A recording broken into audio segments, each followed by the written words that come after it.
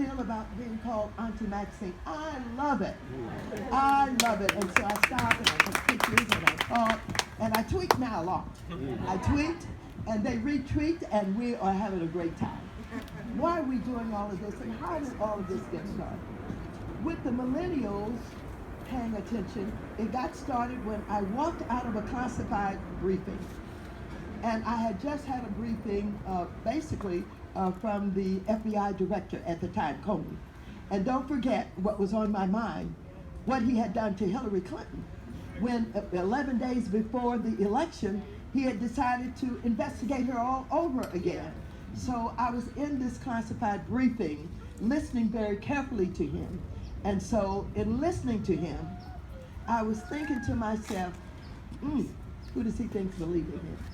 And so when it was over, I walked out and the press was lined up. And I said to them, well, I can't tell you what went on in the classified briefing, but I can tell you this. This FBI director has no credibility. And I waved my hands and walked away. And then the internet went wild. And I didn't know why. And so the millennials were tweeting because they loved the fact that they said, I dropped the mic. I didn't. I promise you I didn't. But I guess for them, that was dropping the mic. And so from that point on, it's been a lot of writings, it's been a lot of interviews, a lot of podcasts, a lot of involvement with more and more people becoming engaged. Why are we so engaged? To me, and to all of the elected officials who are here, I thank you for being here. And I know that you're feeling a lot of what I'm feeling. I watched this president closely during the campaign. I've never seen anything like it before in my life. I watched a man running for the presidency of the United States of America who mimicked and mocked a disabled journalist. What grown person does that, let alone someone running for the highest office of the land? I saw the video clip where he talked about grabbing women by their private parts, and because he was a celebrity, he could get away with it. I watched how he treated his colleagues, Crooked Hillary, Little Rubio, and on and on and on. He called people names, and he was not afraid, didn't care what we thought. He said he could stand in the middle of Fifth Avenue and shoot somebody and get away with it. Now, I didn't like all of that. I was offended by that. I thought it was terribly disrespectful. But ladies and gentlemen, I never thought he'd be the president of the United States of America. And so I was in a state of shock, as many happened to be in a state of shock the next morning, waking up to the fact that he had been elected. And I refused to go to the inauguration. I would not go to the joint session. These are ceremonies that welcome a president as the new president of the United States. In this ceremony, we're saying we respect you, we honor you, and we're so glad you're here. And we do that with Democrats and Republicans. But I refuse to be a part of a ceremony that would in any way send a message that I was honoring or respecting him, because I certainly didn't, and I don't. And so, since he's been the president, he has tried to rule by executive order. And he wants to make the public believe somehow that that's public policy making, that that's legislating. That is not. And he has not accomplished anything as a leader of legislation and public policy since he's been in. And if you review the kind of executive orders that he's done, you will see what he's attempting to do to support some of the right-wing legislation that they would like to have, et cetera, et cetera. And so, here we are with this president of the United States of America. And I know a lot about him and have done a lot of research about him and his allies, which I have dubbed the Kremlin Clan. If you're on the internet, you will see the pictures of the Kremlin Clan. And who are these people? And why are they his allies? The first thing that raised my suspicion about him was all of these allies were somehow connected to Russia or to the Ukraine and oil. How did they all get in one administration, around one administration? Why were these all his friends? And we're seeing more and more. And as we have taken a look at what has been happening, we cannot help but understand that not only has he been involved in identifying people that would be a part of helping to lift these sanctions. That's what it's all about. Lift the sanctions. When you look at his allies, and even though Tillerson was not seen as one of his allies, he was chosen for a reason in my estimation. He was chosen as the ex-CEO of Exxon, who had negotiated a multi-billion-dollar deal with Putin in the Kremlin. And it's all about drilling in the Arctic, lifting those sanctions, drilling in the Arctic. And Putin was willing to go so far as to undermine our democracy to support Trump, because they knew that Hillary would not be a part of it. She would not lift the sanctions. She would go for tougher sanctions. And so, we don't know everything that they did, but we do know, and all of our intelligence agencies have said, and they know, and they have basically confirmed that they did undermine the Democratic National Committee, and that they did even undermine the Republican National Committee. They undermined our electoral system, and some of our states are still finding out if they were hacked, if they were undermined in some way, and we think many of them are going to be able to determine that that has happened. And so here you have not only a president who will not condemn or not even agree with our 17 intelligence agencies that they hacked into our DNC, who will not criticize him. He will criticize and talk about everything and everybody else, but not Putin. That's because they are friends, they are allies, and they are about the drilling and the lifting of those sanctions. And so, if you take a look at all that this president has been involved in, even to this point, you would wonder, well, how can he get away with this? I mean, we all know that he wants this investigation to stop. Why is he so focused on, concerned with, and determined to get this investigation about collusion with Russia stopped? Why is it? I didn't hear you. You got it. Because he is guilty of collusion. They colluded, and we don't know in how many ways, but it's going to come out. Now, I have to apologize for the House Intelligence Committee, because they have not been good. They've not done a thing. It's headed by Nunes. Remember him? He's the one that ran up to the White House in the middle of the night, trying to confirm somehow that Obama had wiretapped the president. Obama doesn't have time for this president. He's on vacation with his wife and children, trying to get a breather. And so Nunes is but a puppet of the President of the United States. We have good people on our side who are working very, very hard to try to do something, but they can't get past the majority that rules in this committee. Same thing on the Senate side. They've been slow. They said they were going to staff up. It has not been happening in ways that would really make it happen. But I believe that Mueller is serious. I believe that he's on the case. He is not only hiring experts who understand a lot, not only about the ways that this probably could have happened, but we have money laundering that's at the center of a lot of this. As a matter of fact, Mr. Manafort, who was his campaign manager, is known. You know, he was connected with Ukraine. He had a big contract there. But we've also connected him with the Bank of Cyprus, where they was the biggest money laundering bank in the world. And so we have seen where they have had millions of dollars go through this bank. We're also really investigating Deutsche Bank, another big money laundering bank, the only bank that will lend money to this president and his family. Because this president has such a bad reputation, not only with his bankruptcy, but also not paying his bills. He does not honor his debt. And so Deutsche Bank is tied to the hip again with Trump and with Ivanka and with Jared and with all of them. And we are investigating them. We have caught them doing a lot of things. They've been fined for fraud and a lot of other things. We're still working on all of that.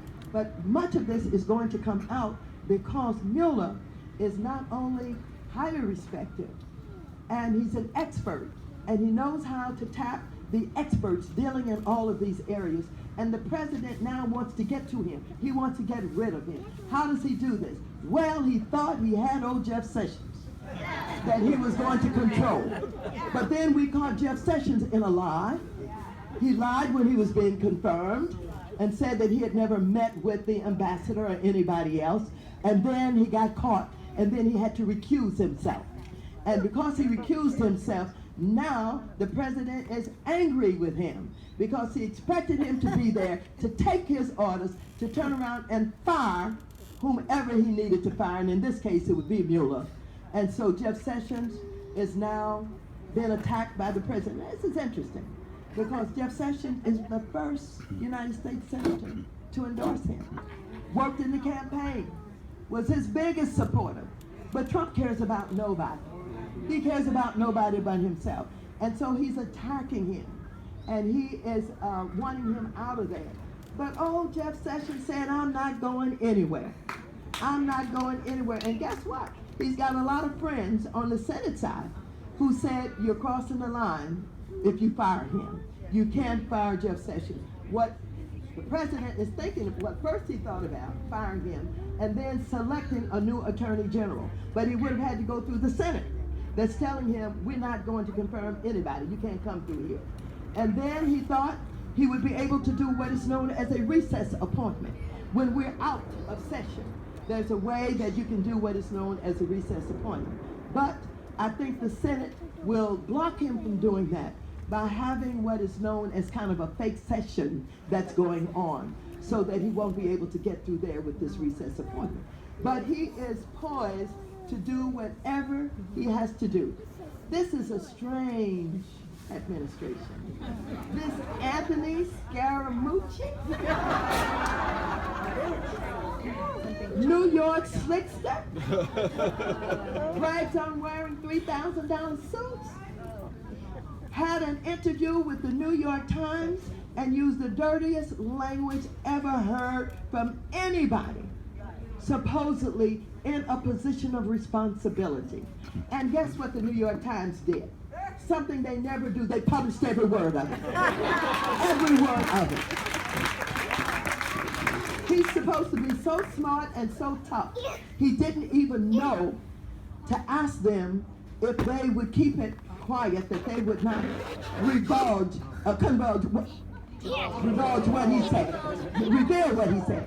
That he thought that they would not reveal it, but they did, and they were glad to do it. And so, here he is. Now, you know that they wanted to appoint him to another position. But when they found out about the deal that he's got, because he's a hedge fund guy, and he wanted to make this big sale for billions to the Chinese, a Chinese corrupt mobster company. And so they had to back off of him. If they had to back off of him because they knew he couldn't get confirmed, why would they bring him into the administration by the back door in another way as communications director? I'd rather see Sean there. Well, you know what? We laughed at him, we made fun of him, but it turns out he's got more guts than Sessions, because he walked away, didn't he? He walked away, and Sessions says he's not going anywhere. And so I want you to know that with these allies that I have talked about, one of them is Roger Stone. You know, Roger Stone's in the neighborhood. He's in Torrance. He's come in to help my opposition put together a campaign against me. Because I named Roger Stone as one of the allies that's involved with the Kremlin clan. And he is involved, very much so. But, whether we're talking about, well, I don't know what's happening because they're falling apart. Bannon, the president wants Bannon out now. But the president trying to get rid of folks, not because he didn't select them for certain reasons. He knew why he selected Bannon. He knows who Bannon is. He came out of Breitbart, right? And he knows this man is a racist. He knows that he is beyond being a right-wing conservative with weird ideas. But I think now he thinks, as he said, you all have not protected me enough. Forget about your country. You've not protected me enough. And you know, that was one of the questions that came up in the hearings yesterday for Mr. Meeks when he talked about whether or not Mr. Mnuchin would be someone who would protect the country or the president. And so he kind of pushed him on that and forced him to have to say he would protect the country over the president. Here we have a president who is dishonorable. He has no good values. You don't know what he's capable of. I think he's dangerous for this country. We're living in a very, very difficult time. I want to tell you that Kim Jong-un in North Korea is dangerous. He's testing those ICBMs, and he's serious about it. And each time there's a test, they're talking about how far they can reach. We need diplomacy. We need diplomats. We need people who can work to solve problems. We need people who can keep down nuclear proliferation. And so, yes, we have a sanctions bill. And in that sanctions bill, we have sanctions on Iran, we have sanctions on North Korea and Russia. And so we're forcing it on the president's desk. Both Democrats and Republicans have sense enough to know that we have to be serious about these sanctions because of what is going on with these countries. And he's caught between the devil and the deep blue sea. And he's trying to pretend like, oh, I've been thinking about, enforcing tougher sanctions all the time. But he has not been. He told Putin that he would fight against and he would lift those sanctions. But now he is caught between the devil and the deep blue sea, and he's going to have to sign it. And that's going to be good for us because that puts us in a place where if we had the right president, if we had a State Department that was tooled up and staffed up, that we could do the kind of negotiations, we could do the kind of verification with Iran about the pact that we have with them. We have a pact with them, and I understand that they are honoring some of that, but we've got to know. We've got to make sure that Kim Jong-un knows that we're serious about him and his testing of these weapons. And we've got to protect South Korea. And Japan and China, everybody's got to be involved in this. This president is so crazy. He's talking about he's going to put sanctions on China if China does not do what we want him to do, trying to hold Kim Jong-un against proliferation of nuclear possibilities. And so, when I talk about him, and when I fight so hard against him, it's because not only do I think he's a deplorable human being, and remember what Hillary said. She said it was a whole basket of deplorables. And yes, I think so. But you got to know that our State Department is not tooled up, that we don't have all of the layers that need to be hired in the State Department to do the kind of work that needs to be done with our allies and others. We're talking about deputies and assistants and on and on and on. And Tillerson doesn't really care. What he really cares about is getting those sanctions lifted. And so this is a dangerous time. But we cannot allow what he's doing to become normal. We cannot keep saying that he's going to become presidential. He's not. We cannot think that somehow he's going to wake up in the middle of the night and instead of tweeting, he's going to say, forgive me. That's not going to happen. And so we've got to resist him. We've got to resist him. And I've gone further than most of my Democratic colleagues have gone in talking about impeachment. They don't want me to say the word oftentimes. They're gradually coming around. And there are those who tried to resist my presence in Democratic meetings because they didn't want me to talk about impeachment. But you can't stop Maxine Waters from talking about impeachment.